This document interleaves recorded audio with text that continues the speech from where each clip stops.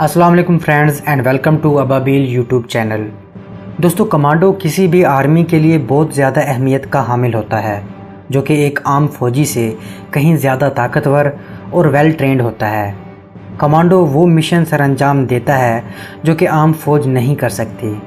पाकिस्तान में commando force का नाम SSG है, यानी स्पेशल सर्विस ग्रुप। कमांडो की ट्रेनिंग दुनिया की सबसे मुश्किल और ख़तरनाक ट्रेनिंग समझी जाती है, जिसके लिए हड्डियों की मजबूती के साथ असाब और अरादों की मजबूती भी ज़रूरी है। दोस्तों, इस वीडियो में हम आपको बताएंगे कि SSG को किस तरह ज्वाइन किया जा सकता है और SSG की ट्रेनिंग में क्या कुछ होता है, और ऐसी बातें भी आपको पता चलेंगी जो आपने ज़िंदगी में कभी ना सुनी हो। आगे बढ़ने से पहले अगर आपने अभी तक हमारा चैनल सब्सक्राइब नहीं किया तो ज़रूर कर लें, दफ़ाई इल्म में इजाफ़ा होगा। दोस्तों, SSG के लिए जो सबसे पहली रिक्वायरमेंट है वो ये है कि आपका फ़ौजी होना ज़रूरी है। SSG आर्मी से ही बंदे चुनती है, सिविल लोगों से SSG का कोई ताल्लुक़ नहीं है। आपका ताल्लुक़ आर्मी के किसी भी यूनिट से हो, आप SSG ज्वाइन कर सकते हैं। रूल्स के मुताबिक आपकी आर्मी सर्विस 5 साल हो तो आप अप्लाई कर सकते हैं, लेकिन आजकल 2 से 3 साल की सर्विस वाला भी अप्लाई कर सकता है। ये भी ज़हन नशीन कर लें कि आप खुद अपनी मर्ज़ी से जब चाहें अप्लाई नहीं कर सकते। जब SSG की वैकेंसी आती है तो SSG की टीमें हर यूनिट का चक्कर लगाती हैं और आपको मोटिवेट करती हैं। SSG में जाने की सबसे बड़ी शर्त यह है कि आप अपनी मर्ज़ी से, अपनी खुशी से SSG में जाना चाह रहे हैं, ना कि किसी ऑफिसर या सीनियर के कहने पर। आपकी हामी भर लेने के बाद आपका फिटनेस टेस्ट होता है, जो कि एक फ़ौजी के लिए मामूली बात है। इस फिज़िकल टेस्ट में 1 मिनट में 40 पुशअप्स, 1 मिनट में 40 सिटअप्स और 7.5 मिनट में 1.5 मील की रनिंग होती है। इसको पास कर लेने के बाद मेडिकल टेस्ट और सिक्योरिटी क्लियरेंस देखी जाती है। दोस्तों, आपको एक फ्री टिप भी दे देता हूँ। हर इंसान को अपना पता होता है कि उसमें कितनी क़ुव्वत बर्दाश्त है और उसकी हड्डियाँ कितनी मजबूत हैं। अगर आपको लगता है कि आपकी हड्डियाँ ज़्यादा मार नहीं झेल सकती तो SSG में जाने का सोचिए भी मत, क्योंकि ये कमांडो की ट्रेनिंग है, कोई आम ट्रेनिंग नहीं है। खैर, सिलेक्शन के बाद आपको ट्रेनिंग के लिए KPK में चिराट सेंटर में भेजा जाता है। ट्रेनिंग सेंटर के अंदर इंटर होते ही आपको कहा जाता है कि सामान गेट पर रख दो और फ्रंट रोल शुरू कर दो, चाहे आपने कॉटन का या लट्ठे का सूट क्यों ना पहना हो। दोस्तों, जैसे ही दिन गुजरते जाएंगे ट्रेनिंग मुश्किल से मुश्किल होती जाएगी, और आगे की कहानी जो मैं बताने वाला हूँ वो ना किसी किताब में लिखी हुई है, ना किसी आर्टिकल में। दोस्तों, आपको मजबूत बनाने के लिए आपको बोरी में बंद करके जो छितरोल की जाती है वो नाकाबिले बयान है, और तब तक ये छितरोल की जाती है जब तक आपकी बस ना हो जाए, जब तक आप निढाल ना हो जाएं। आप जितना ज़्यादा रोएंगे और चीखेंगे, छितरोल उतनी ही तेज़ होती जाएगी। अगर आप चाहते हैं कि मार कम खाएं तो आप चुप करके मार खाएं और थोड़ी देर तक बेहोश होने का नाटक कर लें, तो आपको छोड़ दिया जाएगा। इस मार कुटाई का मकसद ये है, अगर आप दुश्मन के हाथ लगते हैं तो आप मार बर्दाश्त कर सकें। एक मरहले में आपको पैराशूट ट्रेनिंग स्कूल ले जाया जाता है।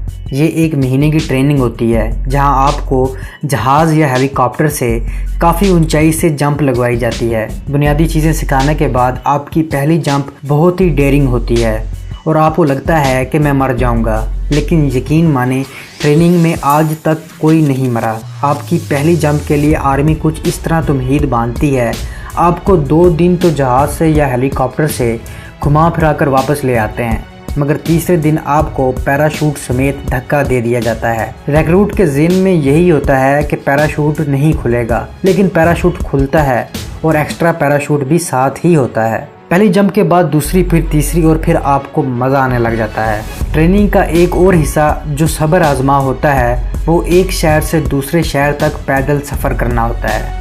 ये सफ़र पेशावर से चिराट तक होता है, जो कि तकरीबन 70 किलोमीटर तक बनता है। ये सफ़र आपने 30 किलोग्राम मिलिट्री गियर के साथ तय करना होता है। इसके अलावा 36 मील का सफ़र 12 घंटे में अलहदा है। आर्मी रूल की खिलाफ वर्जी करने पर आपकी दौड़ बढ़ा दी जाती है और सज़ाएं भी दी जाती हैं। आपको special weapon training, karate, judo वगैरह भी सिखाए जाते हैं। रिक्रूट को सर्वाइवल स्किल ट्रेनिंग भी दी जाती है, जिसमें आपको सांप खाना और कच्चा गोश्त खाना और दांतों से मुर्गी, खरगोश वगैरह को ज़िबा करके खाना सिखाया जाता है। एसएसजी ट्रेनिंग में एक बड़ा दिलचस्प और ख़तरनाक मरहला भी आता है, जब आपको एक ख़तरनाक कुत्ते के मुंह से हड्डी छीननी पड़ती है। ये भी बहुत मुश्किल मरहला होता है। इस टेस्ट का मकसद आपको बताया जाता है कि आप हर नामुमकिन काम को मुमकिन कर सकते हैं। फिर एक मैप नेविगेशन का मरहला आता है, जिसमें बुनियादी चीज़ें सिखाने के बाद आपको वीरान जंगल में तन्हा छोड़ दिया जाता है, जहाँ से आपने मतलूबा जगह पर टाइम पर पहुँचना होता है। मैप नेविगेशन में आपको नॉर्थ साइड का मालूम होना ज़रूरी है। अगर आपको नॉर्थ का पता चल जाए तो आपको अपनी चारों सिमतों का पता चल जाएगा, पर जंगल में आपको नॉर्थ का कैसे पता चलेगा?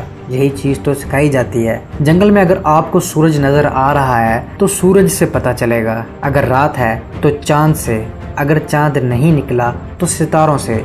दोस्तों, ये वही सितारे हैं जिसे हम दुब्बे अकबर कहते हैं, जिसे हमने 9वीं 10वीं की क्लास में पढ़ा था। अगर सितारे नज़र नहीं आ रहे तो आसपास कब्र है तो कब्र से पता चल जाएगा। अगर कब्र नहीं है तो आपको जंगल में मौजूद किसी दरख्त के फल से पता चल जाएगा। और अगर फल भी नज़र नहीं आता तो आप किसी जोहड़ के पानी पर किसी दरख्त का पता रख कर उस पत्ते के ऊपर सुई या कोई बारीक लोहे की चीज़ रखें तो आपको नॉर्थ का पता चल जाएगा। गर्ज ये कि आपको नॉर्थ का पता होना चाहिए। इस नॉर्थ वाली कहानी पर अलग से वीडियो बन सकती है अगर आप लोग चाहें तो इस मरहले के अलावा एक और ख़तरनाक ट्रेनिंग मरहला आता है, जिससे मुझे तो कम से कम बहुत ज़्यादा डर लगता है। सोचकर ही रोंगटे खड़े हो जाते हैं। और इस डर का एहसास उसी को हो सकता है जिसने कभी डैम को अपनी आंखों से बराह रास्त देखा हो। दोस्तों, ये मरहला तैराकी का है। फुल आर्मी यूनिफॉर्म में G3 राइफल समेत आपको डैम के खड़े पानी में फेंक दिया जाता है। दोस्तों, ये डैम तरबेला डैम है। याद रहे कि खड़े पानी में तैरना मुश्किल होता है और ऊपर से इतने सारे वजन के साथ आपको पानी में काफ़ी घंटे गुजारने पड़ते हैं। और एक वक्त ऐसा भी आता है जब आपके हाथ बांधकर आपको पानी में फेंक दिया जाता है। याद रहे कि एसएसजी की ट्रेनिंग 6 महीने की होती है और अगर आप दिल हार बैठे हैं, आपने गिव अप कर दिया है, तो आपसे ज़बरदस्ती नहीं की जाती, बल्कि आपको रोटियां बनाने पर लगा दिया जाता है और 6 महीने बाद यूनिट में वापस भेज दिया जाता है। एसएसजी में आपकी किस्मत का अच्छा होना भी ज़रूरी है। अगर फाइनल परेड डे से पहले रिहर्सल में भी आपका बाजू या पाँव फ्रैक्चर हो जाता है तो आप कमांडो का बैज हासिल नहीं कर पाएंगे। और ऐसा कई लोगों के साथ हुआ भी है। आपकी हड्डी तो जुड़ जाएगी, लेकिन आप बहुत रोएंगे कि आपके 6 माह की मेहनत ज़ाया हो गई है। इसलिए मैंने शुरू में कहा था कि हड्डी का मजबूत होना ज़रूरी है। दोस्तों, यही लेवल है कमांडो बनने के लिए। जब आप कमांडो बन जाते हैं तो आप अपने आप को जिन समझने लग जाते हैं। इतनी ताकत और फुर्ती आ जाती है कि आपके लब पर अदीम हाशमी का ये शेर जारी होता है, न फहामत ना सिखा जबरे नारवां से मुझे, मैं सरबकफ हूँ लड़ा दे किसी बला से मुझे। दोस्तों, कमांडो बनने के बाद आपकी लाइफ यकसर चेंज हो जाती है। आपकी यूनिट तब्दील, ड्यूटी तब्दील, आपकी तनख्वाह बढ़ा दी जाती है। आर्मी के थ्रू बाहर के मुल्क जाने के चांसेस बढ़ जाते हैं। आपको स्पेशल ड्यूटी, स्पेशल खाना दिया जाता है। आपको स्पेशल ऑपरेशन के लिए भी बुलाया जाता है।